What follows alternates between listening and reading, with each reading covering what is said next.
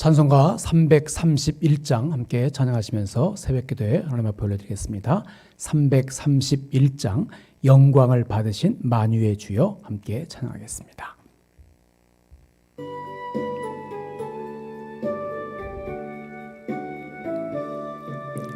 영광을 받으신 만유의 주여 우리가 명령을 따르리다.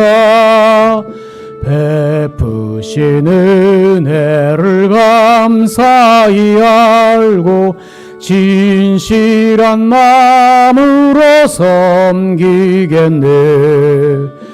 구주의 은혜 주시는 대로 영원히 받들어 섬기겠네.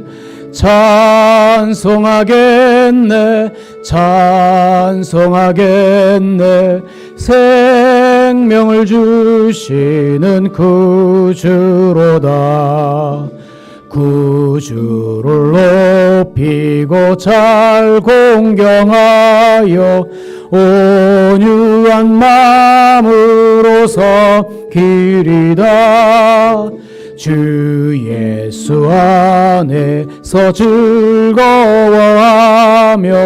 충성을 다하여 섬기겠네. 구주의 은혜 주시는 대로 영원히 받들어 섬기겠네. 찬송하겠네. 생명을 주시는 구주로다. 예수를 믿고서 늘 사랑하여 참 기쁜 마음으로 섬기리다.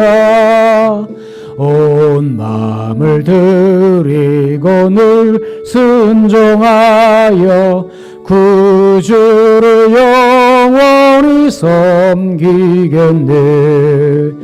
구주의 은혜 주시는 대로 영원히 받들어 섬기겠네. 찬송하겠네. 생명을 주시는 구주로다. 아멘. 사도신경으로 신앙 고백합니다. 전능하사 천지를 만드신 하나님 아버지를 내가 믿사오며 그 외아들 우리 주 예수 그리스도를 믿사오니 이는 성령으로 잉태하사 동정녀 마리아에게 나시고 본디오 빌라도에게 고난을 받으사 십자가에 못 박혀 죽으시고 장사한 지 사흘 만에 죽은 자 가운데서 다시 살아나시며 하늘에 오르사 전능하신 하나님 우편에 앉아 계시다가 저리로서 산자와 죽은 자를 심판하러 오시리라. 성령을 믿사오며 거룩한 공예와 성도가 서로 교통하는 것과 죄를 사하여 주시는 것과 몸이 다시 사는 것과 영원히 사는 것을 믿사옵나이다. 아멘. 오늘 우리 계신 하나님의 말씀 함께 봅니다. 마태복음 17장 1절로 13절의 말씀입니다. 마태복음 17장 1절로 13절까지 말씀 제가 천천히 봉독하겠습니다. 엿새 후에 예수께서 베드로와 야고보와 그 형제 요한을 데리시고 따로 높은 산에 올라가셨더니 그들 앞에서 변형되사 그 얼굴이 해같이 빛나며 옷이 빛과 같이 휘어졌더라. 그때에 모세와 엘리야가 예수와 더불어 말하는 것이 그들에게 보이거늘 베드로가 예수께 여쭈어 이르되 주여 우리가 여기 있는 것이 좋사오니 만일 주께서 원하시면 내가 여기서 초막 셋을 짓되 하나는 주님을 위하여 하나는 모세를 위하여 하나는 엘리야를 위하여 하리이다. 말할 때에 호련히 빛난 구름이 그들을 덮으며 구름 속에서 소리가 나서 이르시되 이는 내 사랑하는 아들이요 내 기뻐하는 자니 너희는 그의 말을 들으라 하시는지라. 제들이 듣고 엎드려 심히 두려워하니 예수께서 나와 그들에게 손을 대시며 이르시되 일어나라 두려워하지 말라 하시니 쟤들이 눈을 들고 보매 오직 예수 외에는 아무도 보이지 아니하더라. 그들이 산에서 내려올 때에 예수께서 명하여 이르시되 인자가 죽은 자 가운데서 살아나기 전에는 본 것을 아무에게도 이르지 말라 하시니 쟤들이 물어 이르되 그러면 어찌하여 서기관들이 엘리야가 먼저 와야 하리라 하나이까. 예수께서 대답하여 이르시되 엘리야가 과연 먼저 와서 모든 일을 회복하리라. 내가 너에게 말하노니 엘리야가 이미 왔으되 사람들이 알지 못하고 임의로 대우하였도다.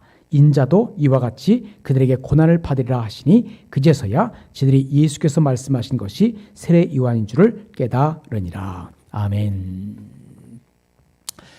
오늘은 방금 봉독한 마태복음 17장 1절로 13절의 말씀을 가지고 영광을 경험한 사람들이란 제목으로 말씀을 전하겠습니다. 오늘 본문은 예수님께서 변모하신 변화산 사건을 묘사하고 있습니다.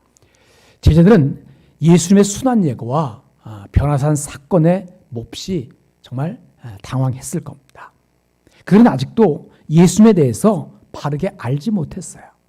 믿음도 부족했고 또 깨달음이 별로 없는 예수님은 그럼에도 불구하고 순환 예고를 시작하면서 십자가를 향해서 나아가십니다. 그렇게 제자들을 이끌어 가시는 거예요. 그들은 예수님에 대해서 바르게 알지도 못하고 믿음도 부족한데 예수님은 내가 고난을 당할 것이고 또 죽은 지 3일 만에 다시 살아날 것이라고. 그리고 묵묵히 십자가를 향해서 나아가면서 제자들을 이끌어 가시는 거예요. 그래서 예수님께서 세 제자를 데리고 높은 산에 올라가십니다. 그리고 산 위에서 변형되어서 영광의 본체를 제자들 앞에서 드러내셨어요. 본문 1절로 2절을 보시기 바랍니다. 엿새 후에 예수께서 베드로와 야고보와 그 형제 요한을 데리시고 따로 높은 산에 올라가셨더니 그들 앞에서 변형되사 그 얼굴이 해같이 빛나며 옷이 빛과 같이 희어졌더라. 여러분, 이 모습이야말로 바리새인과 사두개인들이 보여달라고 요구했던 정말 그 무엇보다 확실한 하늘의 표적이었어요. 그러나 예수님은 당신을 믿고 따르기로 결심한 자들에게만 당신이 누구신지 분명하게 알려주신 겁니다.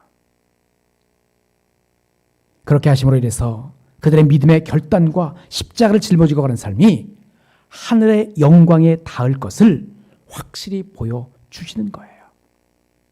이때 구약성의 대표적인 두 인물이 예수님 곁에 나타납니다. 본문 3절을 보십시오. 그때에 모세와 엘리야가 예수와 더불어 말하는 것이 그들에게 보이거늘. 누가 나타났어요? 모세와 엘리야예요. 쟤네들은 매우 놀랐고 베드로는 이 영광스러운 상황 가운데서 계속 머물고 싶어서 그곳에 뭐라 했대요? 초막을 짓겠다라고 제안합니다. 본문 4절입니다. 베드로가 예수께 여쭈어 이르되 주여 우리가 여기 있는 것이 좋사오니 만일 주께서 원하시면 내가 여기서 초막셋을 짓되 하나는 주님을 위하여 하나는 모세를 위하여 하나는 엘리야를 위하여 하리이다. 그래 여러분, 신앙생활을 하다 보면 말할 수 없이 큰 기쁨이 찾아오는 그러한 순간이 있습니다. 하지만 그 순간은 그리 길지 않아요. 그 순간은 우리에게 목표를 향해 나갈 힘을 주기 위한 것이지 그 이상 그 이하도 아니에요. 우리 신앙생활의 여정이 내내 그럴 수는 없어요. 항상 큰 기쁨의 순간, 영광의 순간만 만끽할 수는 없다라고 하는 거예요. 그러나 놀라운 은혜의 체험, 영적인 기쁨과 감격의 경험은 우리가 걸어가야 할 그 십자가의 길을 포기하지 않고 갈 수 있는 동력이 될 수 있어요. 갑자기 그곳에 하나님의 영광이 임하고 음성이 들려옵니다. 본문 5절입니다. 말할 때에 호련히 빛난 구름이 그들을 덮으며 구름 속에서 소리가 나서 이르되 이는 내 사랑하는 아들이요 내 기뻐하는 자니 너희는 그의 말을 들으라 하시는지라. 이는 내 사랑하는 아들이요 내 기뻐하는 자니 너희는 그의 말을 들으라. 여러분, 영적으로 고양된 상태에서 우리는 베드로처럼 행동할 때가 너무나 많습니다. 열정이 불타올라서 마음에 끌리는 대로 행동하는 삶. 그러나 그때 가장 중요한 것은 예수님의 말씀을 듣는 거예요. 내 마음대로 앞서가지 않고 주님의 말씀에 귀를 기울이고 말씀이 이끄는 대로 순종하며 살아가는 것. 그것이 오늘 우리가 살아가야 할 삶의 모습입니다. 사랑하는 여러분, 하나님의 음성이 들리고 하나님의 영광이 하나님의 영광의 그 실체가 내 앞에 딱 마주하는 순간 저희들의 모습 속에 어떤 모습이 보이고 있어요? 제자들은 심히 두려워하면서 엎드렸다고 얘기합니다. 본문 6절부터 8절까지 쭉 한번 봅시다. 제자들이 듣고 엎드려 심히 두려워하니 예수께서 나와 그들에게 손을 대시며 이르시되 일어나라 두려워하지 말라 하시니 제자들이 눈을 들고 보매 오직 예수 외에는 아무도 보이지 아니하더라. 여러분, 죄인의 모습으로 하나님의 영광에 직면하게 되면 영혼의 멸망이 느껴져서 두려움에 압도당할 수밖에 없어요. 그러자 예수님은 그들에게 손을 대시면서 안심시켜 주시는 거예요. 일어나라, 두려워하지 말라. 일어나라, 두려워하지 말라. 여러분, 죄인이 하나님의 영광 앞에 설 수 있는 것은 누구 때문이에요? 바로 예수님 때문입니다. 우리의 연약함을 동정하시는 대제사장 예수 그리스도로 인해서 우리의 은혜의 보좌 앞에 담대히 나아갈 수 있어요. 이제 본문 9절을 보십시오. 그들이 산에서 내려올 때에 예수께서 명하여 이르시되 인자가 죽은 자 가운데서 살아나기 전에는 본 것을 아무에게도 이르지 말라 하시니. 여러분, 예수님은 제자들에게 인자가 죽은 자 가운데서 살아나기 전에는 산에서 본 것을 알리지 말라고 명하세요. 그리고 엘리야에 대한 제자들의 질문에 대답하시면서 엘리야로 온 세례 요한처럼 인자도 고난받을 것을 예고하십니다. 10절부터 13절까지도 또 읽어보겠습니다. 제자들이 물어 이르되 그러면 어찌하여 서기관들이 엘리야가 먼저 와야 하리라 하나이까? 예수께서 대답하여 이르시되 엘리야가 과연 먼저 와서 모든 일을 회복하리라. 내가 너희에게 말하노니 엘리야가 이미 왔으되 사람들이 알지 못하고 임의로 대우하였도다. 인자도 이와 같이 그들에게 고난을 받으리라 하시니 그제서야 제자들이 예수께서 말씀하신 것이 세례 요한인 줄을 깨달으니라. 여러분, 방금 전까지 영광의 광채를 바라시던 예수님께서 장차 사람들에게 고난을 받으시고 죽임 당하실 것이라는 사실이 역설적으로 들립니다. 그러나 예수님은 영광을 얻으시기 전에 십자가의 고난을 지나셔야 함을 단호하게 선언하시는 거예요. 그래 여러분, 십자가는 영광으로 가는 길입니다. 십자가는 영광의 길이에요. 그러기에 내가 짊어져야 할 십자가를 달게 지고 이 땅의 작은 예수로 하나님께 영광 돌리며 살아가는 삶이 되어지기를 주님으로 간절히 축복합니다. 말씀 마치겠습니다. 그래 여러분, 성도는 신앙생활 가정에서 많은 일들을 경험하게 됩니다.